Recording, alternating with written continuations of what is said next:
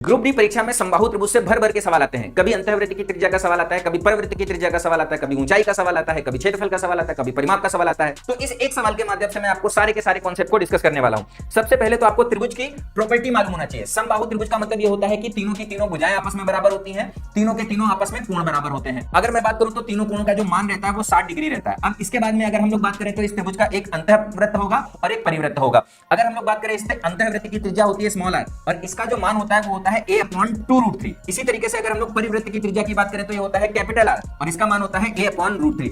अगर इसी तरीके से ऊंचाई की बात करें तो त्रिभुज की ऊंचाई का मतलब ये हो गया कि किसी भी शीर्ष से सामने वाली भुजा पर लंब डाल दो। यही हमारा शीर्षलंब, यही हमारा माध्यिका और यही हमारा कोण द्विभाजक, सारे के सारे वही है। समबाहु त्रिभुज में वही माध्यिका, वही कोणार्धक और वही हमारा शीर्षलंब होता है। इसका अंतः केंद्र, इसका परिकेंद्र, इसका केंद्रक सब एक ही बिंदु पर हमारा स्थित होता है। और h का जो मान हो जाता है वो हो जाता है √3/2a। इसको भी याद रखेंगे।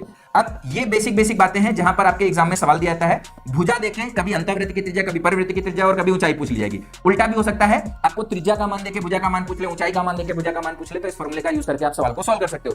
कभी कभी आपसे क्षेत्रफल के बारे में भी पूछ लिया जाता है, तो क्षेत्रफल का फॉर्मूला सभी बच्चों को याद रहता है √3/4a²। इतना तो याद रहता है, लेकिन मैं आपको एक और कॉन्सेप्ट सिखाता हूं जो बहुत ही कम बच्चों को मालूम होगा। ये ऊंचाई के टर्म में भी क्षेत्रफल का फॉर्मूला होता है। क्या होता है? h²/√3। अगर कभी आपके समबाहु त्रिभुज के सवाल में ऊंचाई दे रखी है तो आप सीधे सीधे ऊंचाई से भी आप क्षेत्रफल निकाल सकते हो और ऊंचाई से क्षेत्रफल निकालने का अगर फॉर्मूला याद है तो बहुत कम समय में आपका आंसर आ जाएगा। अब जैसे अगर हम इस सवाल की बात करें तो कह रहा है 12 सेंटीमीटर त्रिज्या और केंद्र O वाले वृत्त में एक समबाहु त्रिभुज है। मतलब वृत्त में त्रिभुज है, हमारा वृत्त के अंदर त्रिभुज है, तो ये मतलब हमारा क्या हो गया? परिवृत्त हो गया। तो ये हमारी त्रिज्या किसकी हो गई? परिवृत्त की त्रिज्या हो गई। परिवृत्त की त्रिज्या का मतलब इसका मान दे रखा है कितना है? 12 के बराबर है। तो हमसे कह रहे हैं कि प्रत्येक भुजा की लंबाई बताओ। प्रत्येक भुजा की लंबाई कितनी हो जाएगी? यहां से जो a का मान आ जाएगा कितना हो जाएगा? 12√3 हो जाएगा। और यही हमारे सवाल का क्या हो जाएगा? उत्तर। कॉन्सेप्ट कैसा लगा कमेंट करके जरूर बताइएगा।